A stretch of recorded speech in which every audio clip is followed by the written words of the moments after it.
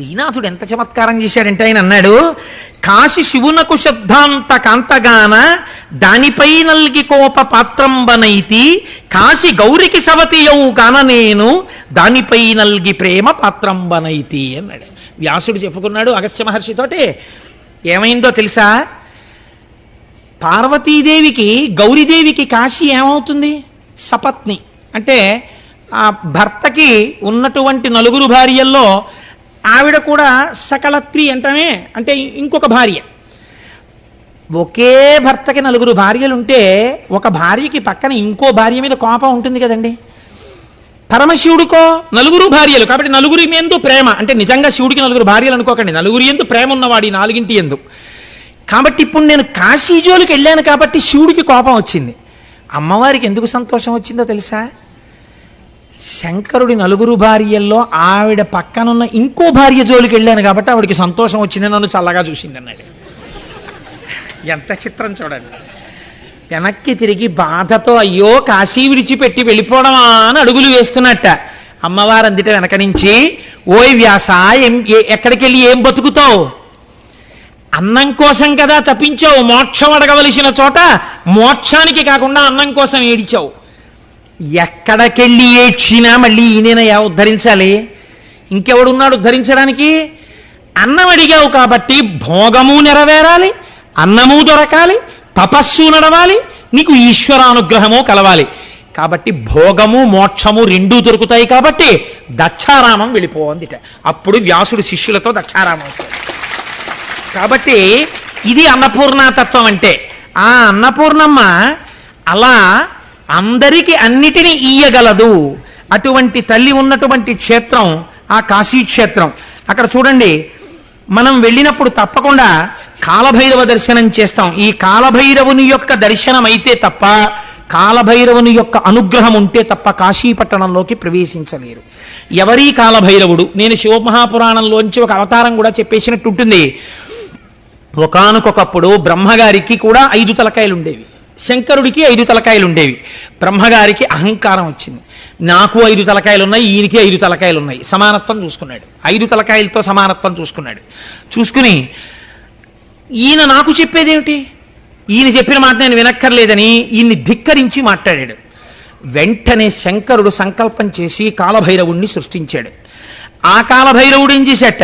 పెనువ్రేలి కొనగోర బిసరుహాసను మోము గెందమ్మి విరివోలి గిల్లినాడు. ఆ కాలభైరవుడు తన యొక్క పెనువ్రేలి అంటే పెద్దవేలు బొటనవేలు, బొటనవేలి గోటితో ఆ బ్రహ్మగారి యొక్క 5 తలకాయల్లో ఓ తలకాయని పువ్వుని గిల్లినట్టు గిల్లేశాడు. గిల్లేస్తే శంకరాచార్యులు వారు అన్నారు, మృణాళీ మృద్వీనాం అన్నారు. అమ్మ నీ చేతులు తామర పువ్వుల్లా ఉంటాయి కదా, నీ చేతులు తామర తూడుల్లాగా, చేతులు తామర పువ్వుల్లాగా ఉంటాయి. ఆయన సరసిజ భవస్తౌతివదనై, ఆయన తామర పువ్వులోంచి పుట్టాడు బ్రహ్మగారు. ఆయనకి ఏమిటి భయం? మళ్ళీ శంకరుడు ఎప్పుడో ఇలా చూసి, ఒరే నీకు 4 కూడా అనవసరం, మళ్ళీ గిల్లేస్తాడేమో అని, నఖేభ్య సంత్రస్యన్, మళ్ళీ గోటితో గిల్లేస్తాడేమోననిట శంకరుడి వంక ఎప్పుడు తన వంక చూస్తాడో అని భయంతో అమ్మవారి చేతుల కింద దూరిపోయాట. నేనెందుకు రక్షించాలంటావేమో? అమ్మ నీకు నాకు ఓ సంబంధం ఉంది. ఏమిటో తెలుసా? నీ చేతులు తామర తూడులులా, చేతులు తామర పువ్వుల్లో ఉంటాయి, నేను తామర పువ్వులోంచి పుట్టాను, మన ఇద్దరికి సంబంధం చాలదా? అందుకని మృణాళీ మృద్వీనాం అని మొదలెట్టారు శంకరాచార్యులు వారి సౌందర్యలహరిలో. అందుకని అమ్మ నువ్వు కాపాడని అమ్మవారి 4 చేతుల కింద 4 తలకాయలు పెట్టి కూర్చుంటట. అమ్మవారి చేతుల కింద తలకాయలు ఉన్నాయనుకోండి, ఇలా తలవంక చూద్దాం అనుకునేటప్పటికి అమ్మవారి చేయి కనబడుతుంది. కనబడితే స్ఫురద్గండాభోగ ప్రతిఫలిత తాటంక యుగళం చతుశ్చక్రం మన్యే తవ ముఖమిదం మన్మదరథం యమారుహ్యద్రుహ్యత్కవనిదమర్కేందుచరణం మహావీరో మార ప్రమదపతయే సంజితవతే. ఆవిడ స్వాధీన వల్లభ, ఆవిడ చెయ్యి కనపడగానే ఈయన మురిసిపోయి దృష్టి ఇంకోవైపు పెట్టేస్తాట. కాబట్టి అమ్మా నీ 4 చేతుల కింద 4 తలకాయలు అప్పటి నుంచి దాచుకున్నాడమ్మా బ్రహ్మగారు అన్నారు మహానుభావుడు శంకర భగవత్పాదాచార్య స్వామి.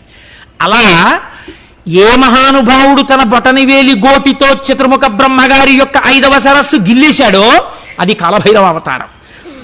వీటి పెద్ద తలారి దిశమల వేల్పు కర్రి వీడాశూన్య కటికోపుర ద్వార పరిరక్షకుండు కాలభైరవుండు.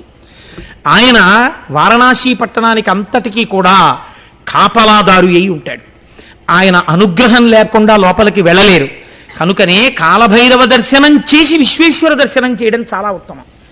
విశ్వేశ్వర దర్శనం చేసి కాలభైరవ దర్శనం చేయడం కన్నా కాలభైరవ దర్శనం చేసి విశ్వేశ్వర దర్శనం చేయడం మరింత పూర్ణత్వాన్ని ఇస్తుంది. ఎందుచేతంటే ఆయన అనుగ్రహాన్ని అపేక్షించి వెడితే చాలా సంతోషిస్తాడు.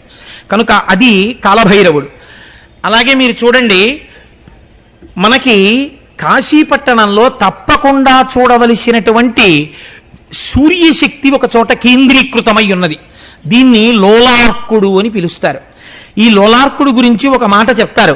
తస్యార్కస్య మనో లోలం యదాసీత్ కాశీదర్శనే అతో లోలార్క ఇత్యాఖ్య కాశ్యాం జాతా వివస్వతః. తులసీ ఘాట్ దగ్గర స్నానం చేస్తే తులసీ ఘాట్ ఎదురుగుండా ఉన్నటువంటి గోడ మీద పెద్ద చక్రం ఒకటి ఉంటుంది. ఆ చక్రాన్ని మీరు దర్శనం చేస్తే ద్వాదశాదిత్యుల యొక్క శక్తి కూడా ఎప్పుడెప్పుడు కాశీ వెడదామా అని తాపత్రయపడి కాశీ వచ్చాట. అలా కాశీ వెడదామని తాపత్రయపడి వచ్చి వెలిసినటువంటి సూర్యశక్తి అక్కడ ఉన్నటువంటి చక్రం మీద ఉన్నది కనుక లోలార్కుడని పిలుస్తారు. ఆరోగ్యం భాస్కరాదిచ్చేత్. ఆ తులసీ ఘాట్ గోడ మీద ఉన్నటువంటి ఆ లోలార్క బింబానికి ఆ చక్రానికి నమస్కారం చేస్తే గంగా స్నానం చేసి ఆరోగ్యం కలుగుతుంది. అలాగే కాలభైరవుడు ఎలా రక్షిస్తాడో కాశీపట్టణాన్ని వారాహి ఎలా రక్షిస్తుంది. నాకు జ్ఞాపకం ఉన్నంత వరకు రాజేంద్ర ప్రసాద్ ఘాట్ అనుకుంటాను, కాశీలో రాజేంద్ర ప్రసాద్ ఘాట్లో స్నానం చేసి మీరు పక్కనే ఉన్న ఇరుకు సందులోంచి వెడితే వారాహి దేవాలయం ఉంటుంది. వారాహి మొన్న మనం శరన్నవరాత్రులు చేసినప్పుడు ఇక్కడ మనం పూజామందిరంలో పెట్టాం, మీరు చూశారు. ఆ అమ్మ సరస్వతీ స్వరూప, అమ్మవారి సర్వసైన్యాధిపతి ఆవిడ. అటువంటి వారాహి చీకటి పడగానే కాశీపట్టణంలో తిరుగుతుంది.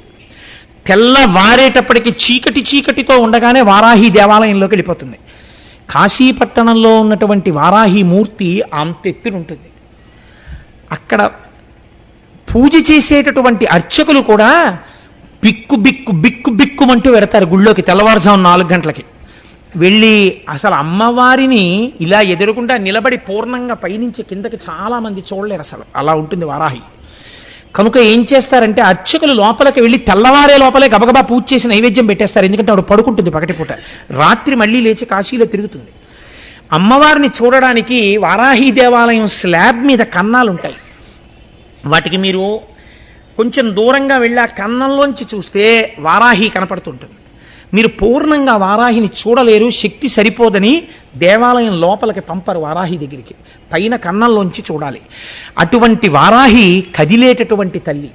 ఆ వారాహి దర్శనాన్ని మీరు వారణాసి పట్టణంలో చేస్తే ఈశ్వరుడి వైపుకి బుద్ధి తిరుగుతుంది.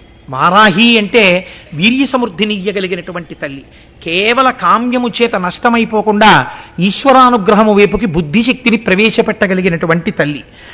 రెండవది ఆదికేశవుడు. తప్పకుండా కాశీలో చూడవలసినది పాదోదకంబను ప్రథమ తీర్థంబున ఆదికేశవుడన అధివసింతు. ఎన్నో విష్ణువాలయాలు ఉన్నాయి. మొట్టమొదట వచ్చి అక్కడ నివాసం ఏర్పరచుకున్నటువంటి విష్ణువాలయానికి ఆదికేశవాలయం అని పేరు. ఆ ఆదికేశవాలయాన్ని దర్శనం చెయ్యాలి. తర్వాత డుంఠి గణపతి అని ఒక గణపతి ఉంటారు. మనకంటే ఇక్కడ సాధారణంగా ఏంటంటే నల్లగా వదిలేస్తూ ఉంటారు మూర్తిని. అసలు నేను ఒక మాట అంటే మీరు నన్ను క్షమించండి, ఇక్కడ చాలా గణపతి దేవాలయాలు మీరు చూసి మీరు తమిళనాడు వెడితే మనకి సిగ్గేస్తుంది. ఏమిట్రా మనం చేస్తున్నటువంటి పూజ ఇక్కడ. అందుకే ఆంధ్రదేశం ఇన్ని వనరులున్న వృద్ధిలోకి రాలేదు. ఏ వనరులు దీంతో పోలిస్తే సమానంగా లేని తమిళనాడు విద్యాపరంగా, పారిశ్రామికంగా, ఐశ్వర్యంలో అంత దిట్టయిపోయింది. స్వాతంత్రం రాకపూర్వమే మెట్రోపాలిటన్ సిటీ అయిందంటే అక్కడ చేసే ఉపాసన అలా ఉంటుంది. మొన్న నేను నాతో వచ్చిన వాళ్ళకి అరుణాచలంలో అనుకుంటా చూపించాను. మనకి శాస్త్రంలో ఒక మర్యాద ఉంది. ప్రాతస్మరామిగ ననాద మనాద బంధుం సింధూర పూరప దిశోభిత గండ యుగ్మం ఉద్దండ విఘ్నపది కండ నచండ దండ మాఖండలాది సురనాయక బృంద వంద్యం. హనుమకి గణపతికి సింధూరం పూసి ఉంచాలి. మీరు ఆది అన్నామలై దేవాలయానికి వెళ్ళండి, గణపతి అంట సింధూరం రాసి ఉంటాడు. ప్రతి గణపతి పాదాల దగ్గర చక్కగా తెల్లటి వస్త్రాలు కట్టేసి గరిక పెట్టి ఉంటుంది, గరికతో పూజ చేసి ఉంటాయి. మన దేవాలయాల్లో నన్ను క్షమించండి, ఎన్ని గణపతి దేవాలయాల్లో పాదాల దగ్గర ఇంతంత దుర్వారములు కనపడతాయి మీరు చూడండి. ఎంతమంది గండస్థలానికి సింధూరం రాసి ఉంటాయి మీరు చూడండి. గణపతి నవరాత్రులు చేస్తారు, ఒక్క గణపతి మూర్తి యొక్క చెక్కిళ్ళకి సింధూరం రాసిన గణపతిని నాకు చూపించండి. అసలు సింధూరంతో పూజ చెయ్యం మనం. తమిళనాటంతా సింధూరం అలదేస్తారు గణపతులకి. అందుకే అంత మంగళప్రదంగా ఉంటాడు అక్కడ ఉండేటటువంటి గణపతి. అందుకే వాళ్ళకి అన్ని ప్రాజెక్టులు వస్తున్నాయి. కనుక వారణాసి క్షేత్రంలో డుంఠి గణపతి అని ఉన్నారు. డుంఠి గణపతి అంటే ఏమిటో తెలుసా అండి? సాధారణంగా గణపతి యొక్క తొండం కుడివైపుకి తిరుగుతుంది, కానీ ఒక్క కాశీపట్టణంలో ఉన్నటువంటి డుంఠి గణపతికి ఎడమవైపుకి తిరిగి ఉంటుంది తొండం. ఎడమవైపుకి తొండము తిరుగున్నవాడు కాబట్టి ఆయనకి డుంఠి గణపతి అని పేరు. ఇక్కడే కావ్యకంఠ గణపతి ముని యొక్క తండ్రి గారైనటువంటి నరసింహశాస్త్రి గారు భార్య గర్భిణిగా ఉండి పురిటికి వెళ్ళిపోతే డుంఠి గణపతి దేవాలయంలో కూర్చుని రాత్రి పాలు మాత్రమే తాగేవారు. ఏదో ఒక బ్రాహ్మణ గృహానికి వెళ్ళి పగలంతా గంగలో స్నానం చేసి వచ్చి కూర్చుని గణపతి మంత్రోపాసన చేస్తుండేవారు. ఒకరోజు ఇలా కొన్ని నెలలు చేశారు.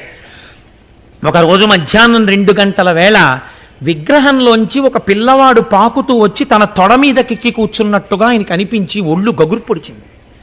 కళ్ళు తెరిచి చూశారు, పిల్లవాడు లేడు, కానీ గగుర్పాటలా ఉండిపోయింది. వెంటనే ఆయనకు అనిపించింది, నీకు జాతా శౌచం వచ్చింది, కొడుకు పుట్టాడు గణపతి అనుగ్రహంతో, నువ్వు బయలుదేరి నీ ఇంటికి వెళ్ళిపో అనిపించింది. ఇంకా జాతా శౌచంతో గుళ్ళో ఉండకూడదు కదా, అందుకని ఆయన బయలుదేరి కలువరాయి వచ్చేశారు. కనుక్కుంటే తనకి ఎన్ని గంటల ఎన్ని నిమిషాలకి డుంఠి గణపతి యొక్క మూర్తిలోంచి పాకుతూ వచ్చి పిల్లవాడు తొడ మీద కూర్చున్నాడో అదే సమయంలో భార్యకి ప్రసవమై పిల్లవాడు పుట్టాడు అని తెలిసింది. ఆయన సంతోషపడిపోయి గణపతి అని పేరు పెట్టాడు.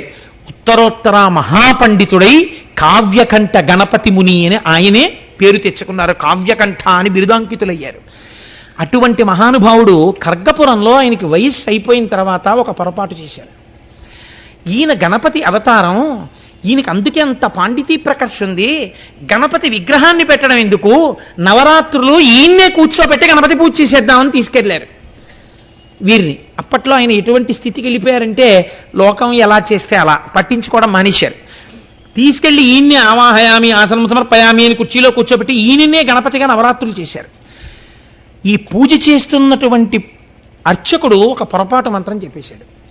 9వ రోజు పూజ అంతా అయిపోయిన తర్వాత నీరాజనవితి మంత్రపుష్పం చెప్పేసి మర్నాడు ఏదో మంగళవారమో శుక్రవారమో ఉందని ఉద్వాసన మంత్రం చెప్పేశాడు. ఉద్వాసన మంత్రం చెప్పేస్తే కావ్యకంఠులు నవ్వారు అంతే. ఆ తర్వాత శరీరం వదిలేశారు. కనపట్టి గణపతి అంశగా వచ్చి గణపతి ఉద్వాసన మంత్రంతో శరీరం వదిలిపెట్టినటువంటి కావ్యకంఠ గణపతి ముని డుంఠి గణపతి అనుగ్రహం చేత జన్మించినటువంటి వారు. ఆయన దర్శనం చేస్తే విఘ్నములు తొలగి సర్వమంగళములు కలుగుతాయి. అక్కడే దండపాణి అని 2వ క్షేత్రపాలకుడు ఉంటాడు కాశీపట్టణంలో. భరించునాతండు పాణిపల్లవమున వెండుకట్టులతోడి దండయష్టి వసించునాతడు వారాణసీపుర ప్రాకార గోపుర ప్రాంతభూమి ధరించునాతండు తత్తారకూట రుక్వరి పాటలఛాయ బ్రలజడలు సవరించునాతడు సతతంబు రుద్రాక్ష భూషా విభూతి త్రిపుండ్రకములు సౌమ్య రూపంబు వహించు సజ్జనులకు పాపమతులకు వికృత రూపంబు దాల్చు పింగళాక్షుండు దీర్ఘ గంభీరమూర్తి చండికాపతి ప్రమధుండు దండపాణి. అక్కడ హరికేశుడు అనబడేటటువంటి ఒక యక్షుడు ఈశ్వరానుగ్రహం చేత 2వ ప్రమథగణాల్లో చేరి ప్రమథగణములకు నాయకుడై 2వ క్షేత్రపాలకుడిగా ఆ స్థితిని పొందాడు. ఆయన చేతిలో వెండికట్లుతో ఉన్నటువంటి బెత్తం పట్టుకుని ఉంటాడు. విభూతి పిండికట్లు పెట్టుకుని రుద్రాక్షల్ని సవరించుకుంటూ ఉంటాడు. పాపాత్ములకి భయంకరంగా కనపడతాడు, ఈశ్వర భక్తులకి ప్రసన్నమూర్తిగా కనపడతాడు. ఆయన 2వ క్షేత్రపాలకుడు. మనకి కాశీ విశ్వేశ్వర క్షేత్రానికి ఆయన సన్నిధికి దక్షిణంగా ముక్తి మంటపము అని ఒక మంటపం ఉంది. కాశీకి సంబంధించినటువంటి చిత్రం ఏమిటంటే విశ్వేశ్వరుడి యొక్క దర్శనం చేసి మీరు ప్రత్యేకమేమీ పట్టుకెళ్ళక్కర్లా, అక్కడే ఉన్న గంగలో నీళ్లు తీసుకెళ్లి ఆయన తల మీద పోసేస్తే చాలు. శివుని శిరమున కాశీని నీళ్లు జల్లి పత్తిరి సుమంత నెవ్వారు పారవయిచు కామధేనువు వానింటి గాడి పశువు అల్ల సురశాఖ వానింటి మల్లె చెట్టు. ఆయన యొక్క కారుణ్యం అటువంటిది. ఇటువంటి శివలింగానికి మీరేం చేస్తారు? వెళ్ళి అభిషేకం చేయడమే. అన్నపూర్ణమ్మని మీరేం చేస్తారు? నమస్కారం పెట్టి అమ్మ ఎప్పుడూ అన్నానికి లోటు రాకుండా చూడండమే. అందరూ అన్నం అడిగారు. శంకరాచార్యులు వారు అన్నారు, అమ్మ జ్ఞాన వైరాగ్య సిద్ధ్యర్థం భిక్షాందేహీ చ పార్వతి అన్నారు. అమ్మ నాకు జ్ఞాన వైరాగ్యములను భిక్షగా పెట్టమ్మా అని అడిగారు. అందుకని మహాపురుషుడయ్యారు, జగద్గురువులయ్యారు. మనకి విశ్వేశ్వర దర్శనం చేసిన తరువాత విశ్వేశ్వర దక్షిణ సన్నిధికి దక్షిణంలో ముక్తి మంటపము అని ఒక మంటపం. ఆ మంటపంలో కూర్చుని తప్పకుండా ఏదో ఒక శివకథ చెప్పుకుని వారణాసి విడిచిపెట్టాలి అని నియమం. వారణాసి వెళ్ళామండి వచ్చేసామండి కాదు, విశ్వేశ్వర దర్శనం చేసుకుని ముక్తి మంటపంలో కూర్చోవాలి. ఎంతో ఒక చిన్న శివకథ చెప్పుకోవాలి, అక్కడ చెప్పుకుని రావాలి. వీలైతే మణికర్ణికా స్నానం చేసి వెళ్ళమన్నారు తప్పకుండా గంగా స్నానానికి. ఇక్కడే ఈ ముక్తి మంటపంలోనే ఒక చిత్రం జరిగింది. మహానందుడు అనబడేటటువంటి ఒక వ్యక్తి భార్యతో 2 బిడ్డలతో ఎక్కడో ఉండేవాడు. చేయరాని పాపములను అన్నింటినీ చేసేసాడు. అన్ని పాపములు చేసిన తరువాత చనిపోయాడు. చనిపోయి ఆయన భార్య 2 పిల్లలు కూడా 4 కోళ్ళై పుట్టారు. ఈ 4 కోళ్ళు కాశీపట్టణంలో ముక్తి మంటపానికి చేరి శరీరం విడిచిపెట్టి మోక్షాన్ని పొందాయి. ఆ 4 కోళ్ళు కూడా మంటపంలో కనపడతాయి మనకి. దాన్ని కుక్కుట మంటపము అని పిలుస్తూ ఉంటారు, కుక్కుట చతుష్టయము అని పిలుస్తూ ఉంటారు.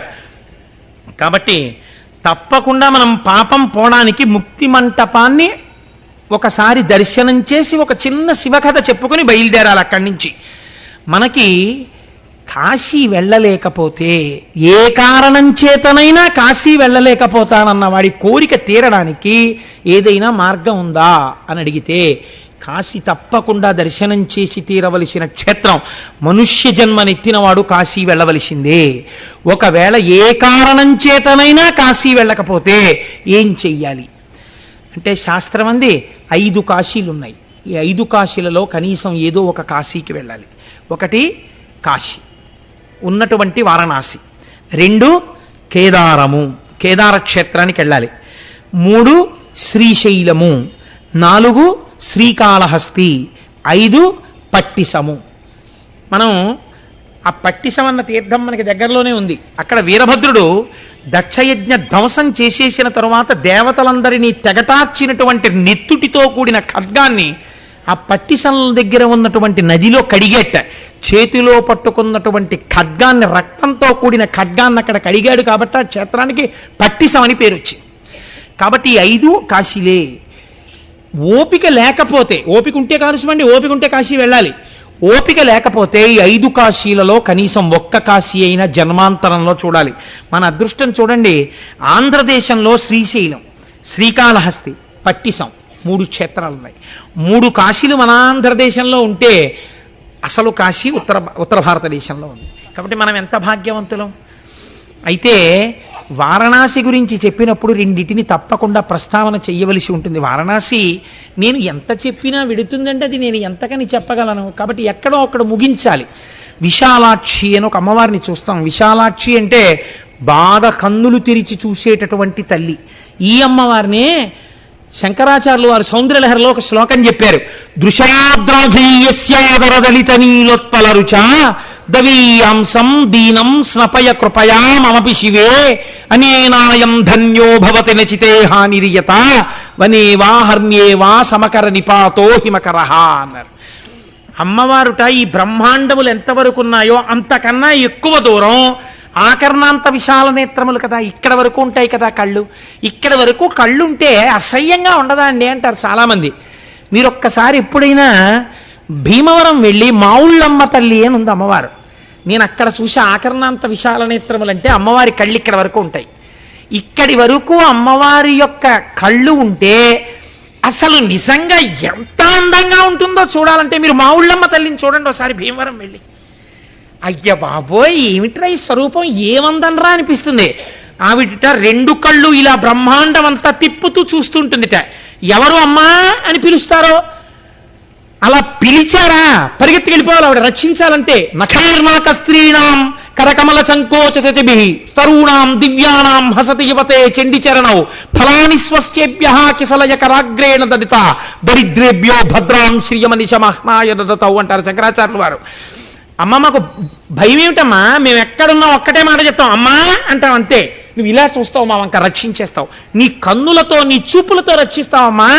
చాప పిల్లల్ని పోషించినట్టు, తాబేలు తాబేటి పిల్లల్ని పోషించినట్టు నువ్వు నీ చూపులతో మమ్మల్ని పోషిస్తావు కనుక అమ్మ నువ్వు విశాలాక్షివి, మా ప్రయత్నం అక్కర్లేదు, నువ్వే చూసుకుంటుంటావు పిల్లల్ని. అమ్మ చూడండి వంట చేస్తూ ఉంటుంది, అటు తిరిగి వంట చేస్తూ ఆ వంకాయలు తరుక్కోవాలి అందనుకోండి, పిల్ల గబగబా తెచ్చి కత్తిపీటెట్టుకుని వంకాయ తరగబోతుంది అనుకోండి, వద్దు అంటుంది, ఎక్కడ చేయి కోసుకుంటుందో అని. అటు వంట చేసుకుంటున్నా ఇటు పిల్లల్ని ఒక కంట జాగ్రత్తగా చూసుకునే అమ్మలా కాశీలో వెలిసి ఉన్నా తన కళ్ళు విశాలంగా చూస్తూ తిప్పుతూ తన బిడ్డలందరినీ చూసుకుంటుంది. ఆ బ్రహ్మకీట జననీ కదా అటువంటి తల్లి ఆ విశాలాక్షి. ఆ విశాలాక్షి దర్శనం చేయకపోతే మనం కృతజ్ఞులం అయిపోవండి. అక్కడే శ్రీచక్రేశ్వరుడు ఉన్నాడు మహానుభావుడు. భాస్కరాచార్యులు వారు ఆ లలితా సహస్రనామ స్తోత్రానికి వ్యాఖ్యానం చేస్తున్నారు. మహాచతుషష్టి కోటి యోగిని గణసేవిత అని ఒక నామం ఉంది. 64 కోట్ల మంది పరివార దేవతల చేత స్తోత్రం చేయబడుతుంది లలితాపరా భట్టారికా స్వరూపము అని. వారణాసి ఒడ్డున కూర్చుని ఉంటే అక్కడ కుంకుమానంద స్వాముల వారని చెప్పి, నేను చాలా కాలం అయింది ఆ పేరుని కరెక్టే చెప్పాను అనుకుంటున్నాను, కుంకుమానంద స్వామి వారి శిష్యులు భాస్కరాచార్యుల వారిని వచ్చి అడిగారు, 64 కోట్ల పరివార దేవతలు అంటున్నారు కదా వాళ్ళ పేర్లు చెప్పండి అన్నారు. అంటే భాస్కరాచార్యుల వారు అన్నారు, మీరు ఇవాళ సాయంకాలం సంధ్యావందనం చేసుకుని రండి, నేను స్నానం చేసి కూర్చుంటాను, మీరు విందురు గాని చెప్తానన్నారు. ఇంతమంది బ్రాహ్మణులు వచ్చి గంగ ఒడ్డున కూర్చున్నారు, ఈయన కూడా స్నానం చేసి కూర్చున్నారు. వింటారా అన్నారు. వింటామన్నారు. అమ్మవారికి నమస్కారం చేశారు భాస్కరాచార్యుల వారు. 64 కోట్ల మంది దేవతలు ఆకాశంలో కూర్చుని తమ గురించి తామే చెప్పుకోవడం మొదలెట్టారు. హడిలిపోయారు విన్నవాళ్ళందరూ. అటువంటి భాస్కరాచార్యుల వారు మహానుభావుడు లలితా సహస్రనామ స్తోత్రానికి వ్యాఖ్యానం పూర్తి చేసిన తరువాత మనం కాశీ విశ్వేశ్వరుడు దేవాలయంలోంచి బయటికి వస్తే ఎడం పక్కన ఒక గుడి ఉంటుంది. ఆ గుడిలోకి మీరు లోపలికి వెళ్ళగానే కుడి చేతి పక్కకి తిరిగి కొంచెం లోతుగా ఉంటుంది. అక్కడికి వెడితే శివలింగం మీద శ్రీచక్రం వేసి ఉంటుంది. ఆ శ్రీచక్రంతో కూడినటువంటి శివలింగాన్ని నా చేత లలితా సహస్రనామ స్తోత్ర భాష్యం అమ్మవారు చేయించిందని కృతజ్ఞతతో భాస్కరాచార్యుల వారు ప్రతిష్ఠ చేసినటువంటి శివలింగం ఆ శివలింగం. దాని యందు అమ్మ అయ్యా కలిసి ఉన్నారు. వెళ్ళి నమస్కరిస్తే ఎంత పొంగిపోతుందో తల్లి. ఎన్ని చిత్రాలు కాశీపట్టణంలో ఇలాంటివి. మీకు ఇవన్నీ ఒకెత్తు, ఒకటి నేను చెప్పకుండా పూర్తి చేస్తే నేను కాశీ గురించి ప్రసంగమే చెయ్యని వాడిని అవుతాను. కాశ్యాంతు మరణాన్ ముక్తి. కాశీలో చచ్చిపోతే చాలు మోక్షం వస్తుంది. వస్తుందా? అలా ఎలా వస్తుంది? నిజంగా వస్తుందా? అన్న వాళ్ళకి కాశీలో మోక్షం ఎలా వస్తుందో, ఎంత అనాయాస మరణం దొరుకుతుందో, కాశీలో చచ్చిపోయిన వాళ్ళకి మోక్షం ఇస్తానని పరమేశ్వరుడు చేసిన ప్రతిజ్ఞ ఎలా నెరవేర్చుకుంటాడో మీరు అవధరించండి.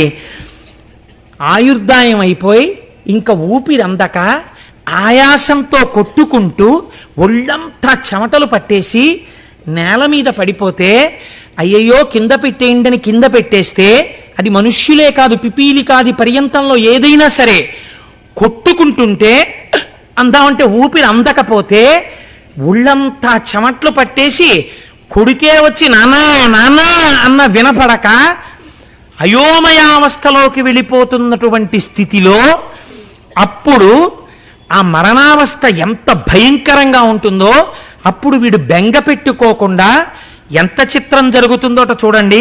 పాలిండ్లు కదలంగ బసపు పయ్యద వీచు అచలాధిపతి కూర్మి ఆడబిడ్డ. పార్వతీదేవి అటువంటి ప్రాణాలు వదిలిపెట్టడానికి సిద్ధపడిన వాళ్ళ దగ్గరికి ముందొచ్చి కూర్చుంటుందిట. అమ్మవారు కూర్చోగానే ధునోతుద్ధాంతం నస్తులిత దళితేందీవరవనం ఘనస్నిగ్ధశ్లక్షణం చికుర నికురంబం తవ శివే యదీయం సౌరభ్యం సహజముపలబ్ధం సుమనసో అంటారు శంకరాచార్యుల వారు. అమ్మవారి కురులకి సువాసనలు ఉంటాయి.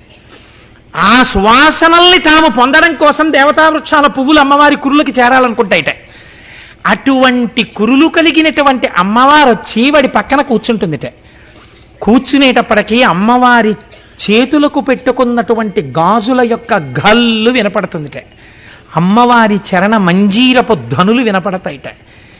ఈ ప్రాణం పోతున్నవాడు ఎక్కడి నుంచి వచ్చిందిరా ఈ సువాసన, ఎక్కడి నుంచి వచ్చిందిరా ఇంత ఆనందం అని చూస్తాట. పాలిండ్లు కదలంగ పసపు పయ్యద వీచు అచలాధిపతి కూర్మి ఆడుబిడ్డ. ఆ హిమవంతుడి కూతురు మా అమ్మ పార్వతీదేవి ఉందే, ఆవిడొచ్చి పక్కన కూర్చుని, కాశీలో చచ్చిపోతున్నావురా, మా ఆయన ప్రతిజ్ఞ చేశారు నువ్వు బాధగా వెళ్ళకూడదని, పవిట తీసి ఆ పవిటతో వీస్తుంది ఆ వెళ్ళిపోతున్న వాడికి. అమ్మవారి పవిట వీచినప్పుడు వచ్చినటువంటి గాలి తగలగానే వాడు సేద తీరి అబ్బా అని ఏ బాధ లేని స్థితిని పొందుతట.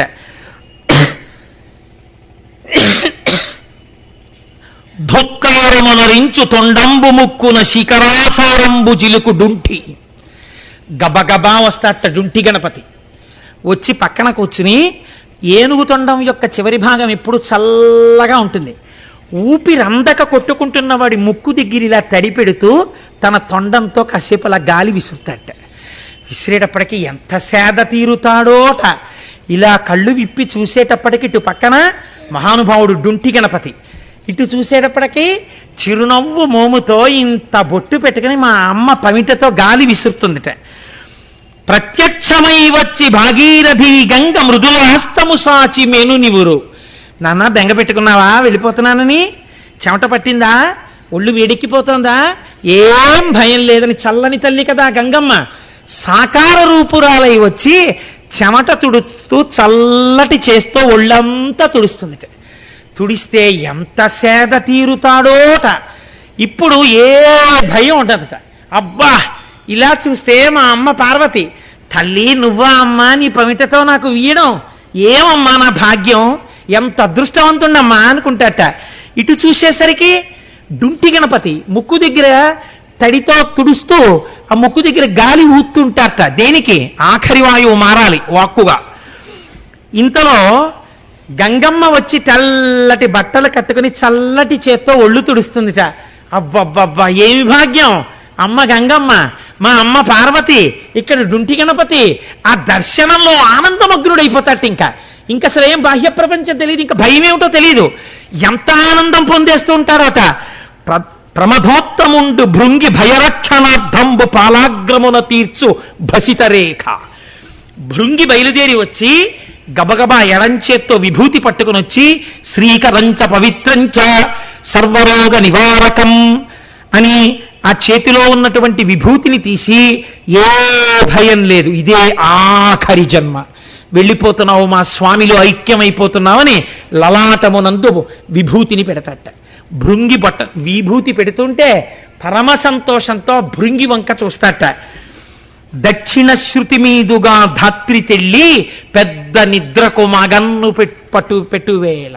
పెద్ద నిద్రకు అంటే ఇంకా మృత్యువు ఒడిలోకి జారిపోతుంటే, శరీరము నుంచి విడివడిపోతుంటే, ఉర్వారుకమివ బంధనాన్ మృత్యోర్ముక్షీయమామృతాత్ అని పిండరాలి పాలు కారినట్టు కాకుండా దోసపండు విడివెడనంత తేలికగా విడివడిపోయే ముందు గంటల చప్పుడు వినపడుతుందిట. గొప్ప సువాసనలు వస్తాయిట. ఏమిటి సువాసన, ఏమిటి ఈ గొప్ప గంటల చప్పుడు? పాశంచ ఘంటాం, మొలకి కట్టుకున్నటువంటి గంటలు ఘన ఘన మోగుతుంటే, ఈ పవిట వీస్తున్న తల్లి పమిట అలా వదిలిపెడితే శరీరం వదిలిపెడుతున్న వాడి మీద అమ్మవారి పమిట కొంగు మొదట కప్పబడుతుంది, పమిట వాడి మీద పడుతుందిట. భృంగి అక్కడే కూర్చుని ఇలా నమస్కరిస్తాట శంకరుడికి. డుంటి గణపతి నమస్కరిస్తుంటట. సుగంధిం పుష్టివర్ధనం, మంచి సువాసనలతో మారేడు వాసనలతో నా స్వామి వస్తాట. ఇలా నవ్వుతూ చూస్తాటంతే. ప్రాణి తనకి తెలియకుండా కుడి చెవిని ఇలా పైకెత్తుతట. దక్షిణ శృతి మీదుగా ధాత్రి తెళ్ళి పెద్ద నిద్రకు మగన్ను పెట్టువేళ, ఏ బెంగా లేకుండా హాయిగా నిద్రలోకి జారిపోతున్న వాడిలా జారిపోయే ముందు పంచజనులకు తారక బ్రహ్మ విద్య అభవుడుపదేశమొరరించునెప్పుడు కాశీ.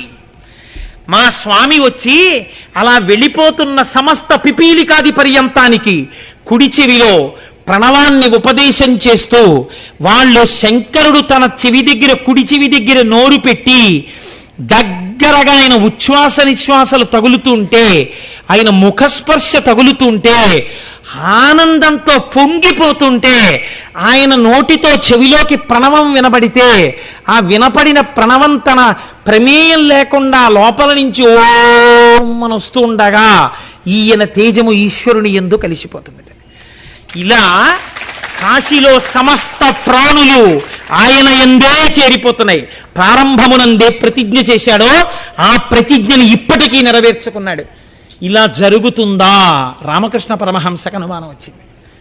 వెళ్ళి కూర్చుని ధ్యానమునందు దర్శనం చేశారు.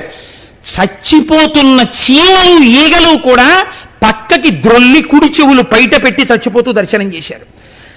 ఎన్ని ముఖాలతోటో సహస్రశీర్ష పురుష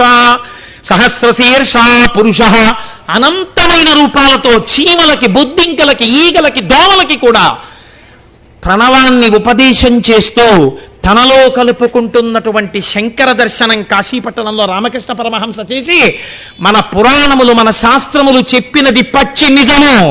కాశీ కాశీయే.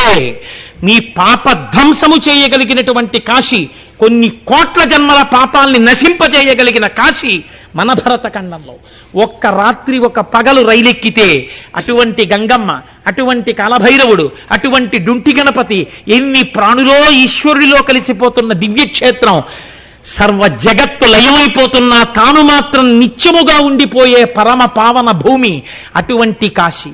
ఆ కాశీ మనం వెళ్ళకపోయినా ఇక్కడ కూర్చుని ఒక్కసారి ఆ కాశీ గురించి చెప్పుకుంటూ అందరం ఒక్కసారి ఆ విశ్వేశ్వరుడు గురించి పొంగిపోతే, నిజంగా ఇవాళ కాశీ విశ్వేశ్వరుడు నేనంటున్నాను, మా గురువు గారి రూపంలో ఆ గంగ, ఆ శివుడు, ఆ పార్వతి, ఆ కాల భైరవుడు అందరూ వచ్చి ఇక్కడే కూర్చున్నారు. గురుర్ బ్రహ్మ, గురుర్ విష్ణు, గురుర్దేవో మహేశ్వర, గురు సాక్షాత్ పరబ్రహ్మ. నా ఉపన్యాసాలకు వస్తే మా గురువు గారు ఎక్కడో దూరంగా కూర్చుంటారు. వీడికి కనబడితే వీడు మళ్ళీ నమస్కారం చేస్తాడు, హడావిడి పడతాడు. ఎందుకని? ఏమి కాకతాళీయమో ఇవాళ ముందుకొచ్చి ఇక్కడ కూర్చోవడమా మా గురువుగారు?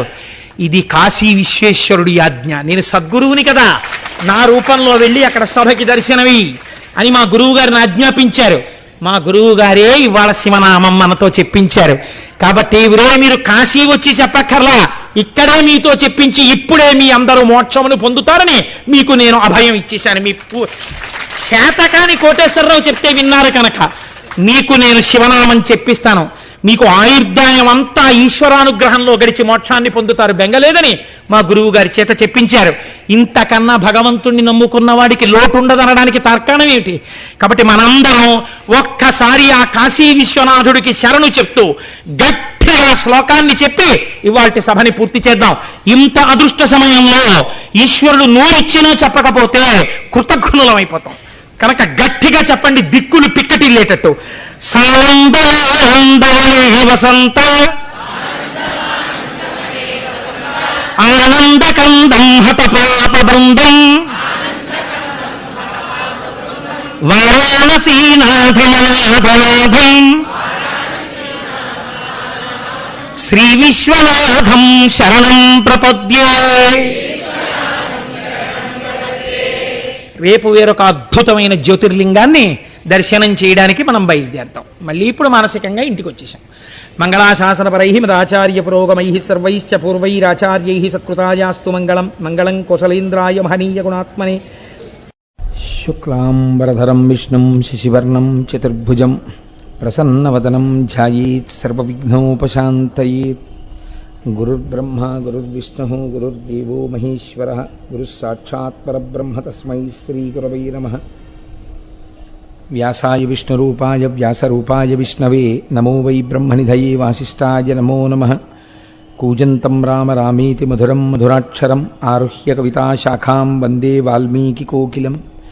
శ్రుతిస్మృతిపురాణానాం ఆలయం కరుణాలయం నమామి భగవత్పాదశంకరం లోకశంకరం. వాగర్ధావివ సంపృక్తౌ వాగర్ధ ప్రతిపత్తయే జగతః పితరౌ వందే పార్వతీ పరమేశ్వరౌ. సూక్తిం సమగ్రయతున స్వయమేవ లక్ష్మీ శ్రీరంగరాజమహిషీ మధురైఃకటాక్షైః వైదగ్ధ్యవర్ణగుణగుంభనగౌరవైర్యాం కండూలకర్ణకుహరాः కవయోధయంతి. హైమోద్వపుండ్రమజహన్మకుటం సునాసం మందస్మితం మకరకుండలచారుగండం బింబాధరం బహుళదీర్ఘకృపాకటాక్షం శ్రీవేంకటేశముఖమాత్మని సన్నిధత్తాం.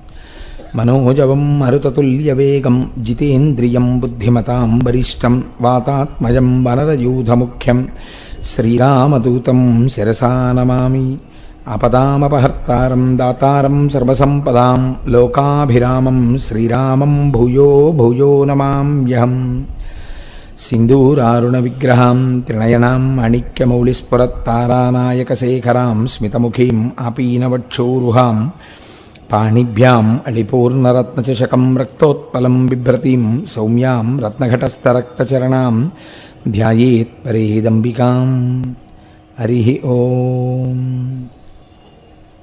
పరమేశ్వర స్వరూపైన సభకు నమస్కారం.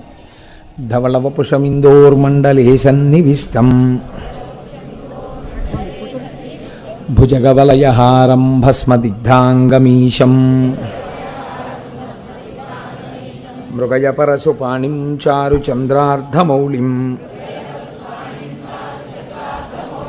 హృదయకమలమధ్యే సంతతం చింతయామి. శివో మహేశ్వర శంభుః పినాకీ శశిశేఖరః వామదేవో విరూపాక్షః కపర్దీ నీలలోహితః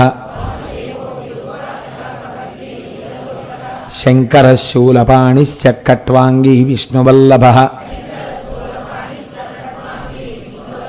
సిపి విష్టోంబికానాథ శ్రీకంఠో భక్తవత్సలః భవః సర్వస్త్రిలోకేశస్యతికంఠः శివాప్రియః ఉగ్రః కపాలీ కామారీ అంధకాసురసూదనః గంగాధరో లలాటాక్షకాలకాలకృపానిధిః భీమః పరశుహస్తశ్చ మృగపాణిర్జటాధరః కైలాసవాసీ కవచీ కఠోరస్త్రిపురాంతకః వృషాంకో వృషభారూఢో భస్మోద్ధూళితవిగ్రహः సామప్రియः సర్వమయస్త్రయీమూర్తిరనీశ్వరः సర్వజ్ఞః పరమాత్మా చ సోమసూర్యాగ్నిలోచనः హవిర్యజ్ఞమయः సోమః పంచవక్త్రः సదాశివः విశ్వేశ్వరో వీరభద్రో గణనాథ ప్రజాపతిః హిరణ్యరేతా దుర్ధర్షో గిరిశో గిరీశో నగః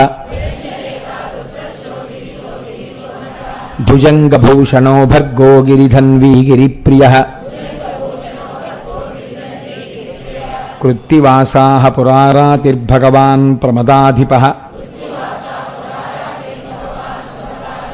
మృత్యుంజయः సూక్ష్మతనుర్జగద్వ్యాపీ జగద్గురుః వ్యోమకేశో మహాసేనజనకశ్చారువిక్రమः రుద్రో భూతపతిస్థాణుర్రహిర్భుజ్ఞో అష్టమూర్తిరనేకాత్మా సాత్వికः శుద్ధవిగ్రహः శాశ్వతః ఖండపరశుః అజఃపాశవిమోచకः మృఢః పశుపతిర్దేవో మహాదేవో వ్యయో హరిః పూషదంతభిదవ్యగ్రో దక్షాధ్వరహరోహరः భగనేత్రభిదవ్యక్తः సహస్రాక్షः సహస్రపాత్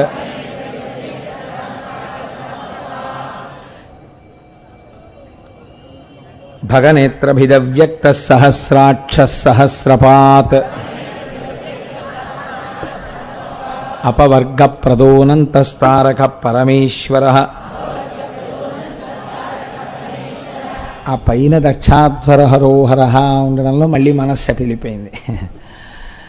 ఏవం శ్రీ శంభుదేవస్య నామ్నామష్టోత్తరం శతం శ్రీ శివాష్టోత్తర శతనామస్తోత్రం సమాప్తం.